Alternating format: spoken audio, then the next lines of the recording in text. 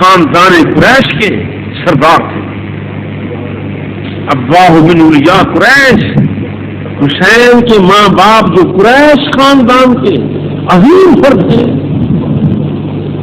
Jeddah خیر الجدود، اور اس کا معنی اس کا تو جواب نہیں.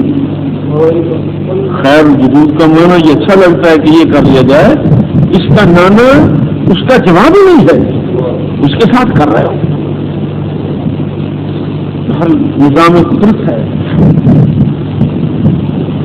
اب امام عالی مقام رضی اللہ تعالی عنہ کا سر انور جب دشمنوں نے اٹھایا ہے تو گزرا قافلہ، آگے سر اثر ہے اور پیچھے قافلہ ہے، اور اس میں فلسفہ یہی نظر آتا ہے کہ نگرانی کرتے جا رہے ہیں، اپنے گھر والوں کی نگرانی ہے، نگہداشت ہے. ایک قاری نے، حافظ تھا، جب اس نے یہ منظر دیکھا، دشمن کا ظلم دیکھا کہ کس انداز سے سر انور کو اٹھایا جا رہا ہے،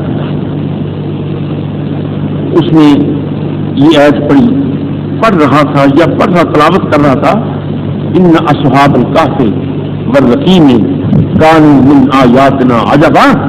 اصحاب کہف مشہور واقعہ ہے، جو کہف غار والے تھے، ان کا قصہ بڑا عجیب قصہ ہے. من آیاتنا عجبا، ہمارے عجیب نشانات میں سے اصحاب کہف کا واقعہ عجیب نشان ہے کہ اتنا عرصہ تک، صدیوں تک وہ پڑے رہے ہیں، ان میں کوئی تبدیلی نہیں آئی، کوئی جسم خراب نہیں ہوئے، ان کے ساتھ حیات وابستہ ہے. ہمارے عجیب واقعات میں سے عظیم ترین عجیب واقعہ یہ ہے. قرآن مقدس یہ ارشاد فرماتا ہے، جب یہ آیت اس قاری نے پڑھی تو سر انور سے جواب آیا. سر اثر نے پڑھ کر سنایا، فرمایا آ جب کہا تھا آ جب من اصحاب الکہف قتلی وحملی. قاری صاحب آپ پڑھ رہے ہیں کہ اصحاب کہف کا واقعہ بڑا دردناک واقعہ ہے، مگر آ جب من اصحاب الکہف قتلی وحملی، اصحاب کہف سے بڑھ کر واقعہ میرا قتل ہونا ہے اور میرا نیزے پر اٹھایا جانا ہے. جب من اصحاب الکہف قتلی وحملی، میرا اٹھنا، ایسے جانا، یہ اصحاب کہف سے بھی زیادہ عظیم ہے. اور جنوں نے رو کر امام عالی مقام یہ بار بار آواز آتی تھی، لکھا ہوا تھا مسان نبی و جبینہ فلہ بریق فی الحدود ابواہ من اولیاء قریش جدہ خیر الجدود. یہ قافلہ اللہ کے بھروسے پر، توکل پر چلا ہے. راستہ میں ایک راہب تھا یحییٰ، اس کا نام تھا یحییٰ. اس کے گرجا سے جب یہ نفوس قدسیہ کا قافلہ گزرا تو اس نے امام عالی مقام کے سر انور پر نور کی بارش ہوتی دیکھی.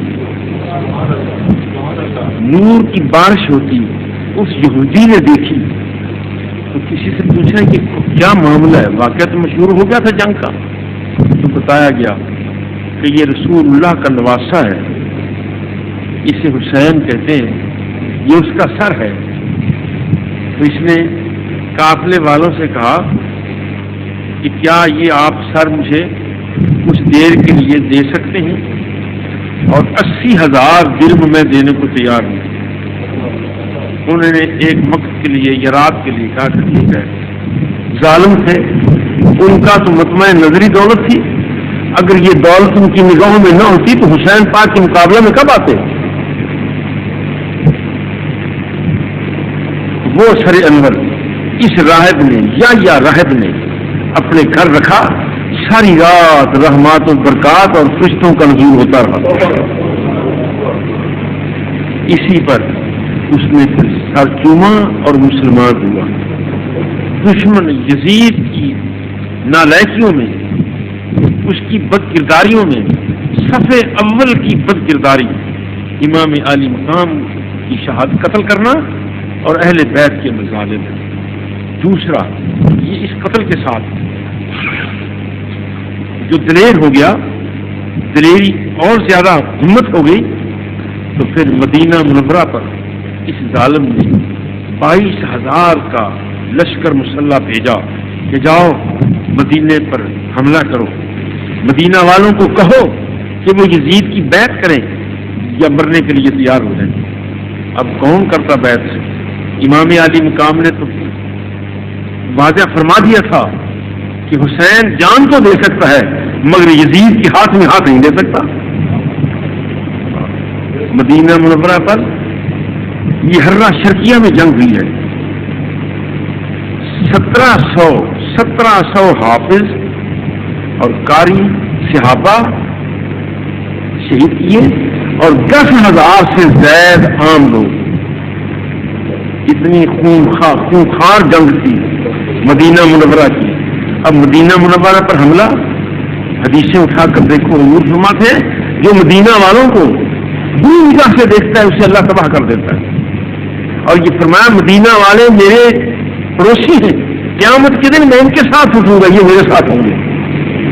اور فرمایا جو مدینہ والوں سے مکر فریب کرے گا وہ جہنم کی آگ میں ایسے گھل مل جائے گا جیسے پانی کے اندر نمک مل جاتا ہے. اور بے شمار حدیث، مگر ان ظالموں کو کوئی حدیث پاک نظر نہیں آ رہی، رسول پاک کا کوئی خطبہ، مدینہ منورہ کی کوئی فضیلت، مدینہ منورہ کی کوئی عظمت ان کے سامنے نہیں ہے. پتہ نہیں اب بھی ذہن جاتا ہے کہ یزید اچھا بندہ تھا. یہ وہی جانتے ہیں جو کہتے ہیں لوگ یہ معاملہ ان کا یہ. میں تو حیران ہوں کہ صرف ایک ہی مرحلہ قتل حسین کا واقعہ اس کی بد کرداری کے لیے یہی بڑا ہے، اور اس کے بعد مدینہ منورہ پر حملہ یہ دوسری خباست ہے. یہ کوئی چھوٹی بات نہیں ہے. اور تاریخ کے اندر جب سے مسجد نبوی بنی ہے آج تک پہلا واقعہ ہے کہ 3 دن تک مسجد شریف میں اذان نہیں ہوئی. اس ظالم فوج نے مسجد نبوی کے ستونوں کے ساتھ اپنے گھوڑوں کو باندھا تھا. اس سے زیادہ یزیدی فوج کا ظلم اور کیا ہو سکے گا. وہ محبوب آرام کر رہے ہیں اسی مسجد میں جلوہ فرما ہے، اور ان کی مسجد شریف جس جگہ پر مصطفیٰ کے قدموں لاکھوں مرتبہ قدم آئے ہیں، جس حصے میں خود جلوہ گھر ہے آرام کر رہے ہیں، سارے بندوں کو نکال دیا گیا ہے. کوئی اذان کی آواز نہیں آتی. البتہ ایک روایت ہے، سعید ابن مسیب راوی ہے، وہ فرماتے ہیں کہ جب یزیدی فوج نے مار مار کر باہر نکالا، مدینہ منورہ سے لوگ شہید ہوئے تو مسجد بھی خالی کروا لی. سارے لوگ ڈرتے ہوئے کو آتے نہیں کہ اذان نہیں ہو رہی. فرماتے ہیں دیوانہ بن کر، پاگل بن کر، جیسے پاگل ہوتے ہیں، میں دیکھنے والے کو سمجھے کہ میں دیوانہ ہوں. میرا جی نہیں چاہتا تھا کہ میں مسجد نبوی کو چھوڑوں، جی نہیں چاہتا تھا کہ رسول اللہ کے آستانہ اطہر سے میری جدائی ہو. جی نہیں چاہتا تھا کہ میں مسجد سے باہر جاؤں. 3 دن تک دیوانہ بنے رہے اور فوجیوں نے ظالموں نے سمجھا یہ پگلا آدمی ہے، چھوڑو اسے کیا کہنا ہے. فرماتے ہیں اگر کہ ظاہر کوئی مؤذن نہیں تھا، کوئی جماعت نہیں تھی، مگر میں نے قبر انور سے اذان کی آوازیں سنتا تھا.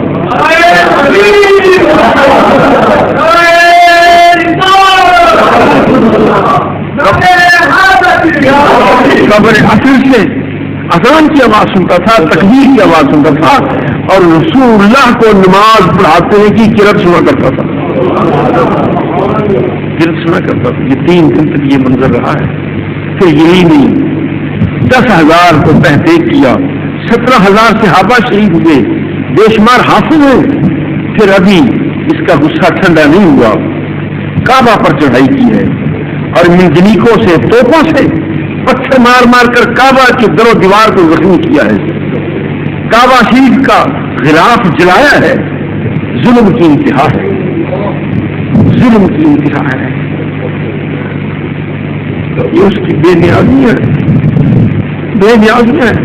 یہی کہہ سکتا ہوں کہ وہ شان سمدھی جتنے جلوہ گر ہے، شان بے نیازی ہے، ورنہ آل مصطفیٰ اور یہ صورتحال، حسین اور یہ مرحلہ، عباس اور یہ صورت، زین العابدین اور یہ ہتھکڑیاں، حضرت زینب اور یہ مصیبتیں، حضرت سکینہ اور یہ دکھ، اولاد ہو فاطمہ الزہرا کی، اولاد ہو حیدر کرار کی، نواسی ہو رسول اللہ کے، اور یہ صورتحال صرف بے نیازی ہے۔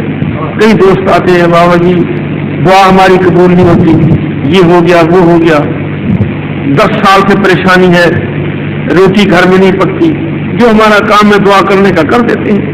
مگر ساتھ یہ بھی بتایا کرتا ہوں کہ بیٹے یہ نہ کہو کہ خدا تم سے ناراض ہے، خدا تم سے ناراض، یہ نہ کہو، یہ شان بے نیازی ہے۔ جب شان بے نیازی کا ظہور ہوتا ہے تو یوسف علیہ السلام ننگے اونٹ پر بٹھا کر بازاروں میں، مصر کے بازاروں میں بکتے ہیں، دھوکہ دیا جاتا ہے، لے لو، کسی نے غلام لینا ہے۔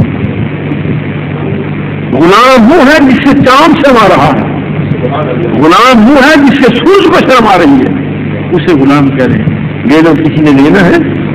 اور قیمت اس غلام کی کائنات بھر کے خزانے، کائنات بھر کے ہیرے جواہرات اور سونے کے بھاگ نبی کی قیمت لگائے جائیں تو یوسف کی قیمت نہیں ہے، نہیں ہے۔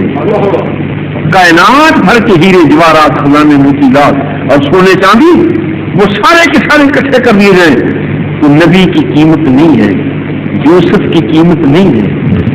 مگر جب دکھے گئے وشروہ بثمن وشروہ بثمن بخس دراہم معدودہ وکانوا فیہ من الزاہدین، جب بکنے کا محل آیا ہے تو 7 یا 13 کھوٹے روپوں میں بکے۔ یہی کہہ سکتا ہوں کہ شان بے نیازی ہے۔ خدا ذوالجلال میری اور آپ کی حاضری قبول فرمائے، ہم سب کو نیکی کی توفیق دے۔ وصلی اللہ تعالی علی حبیبہ و علی آلہ وسلم۔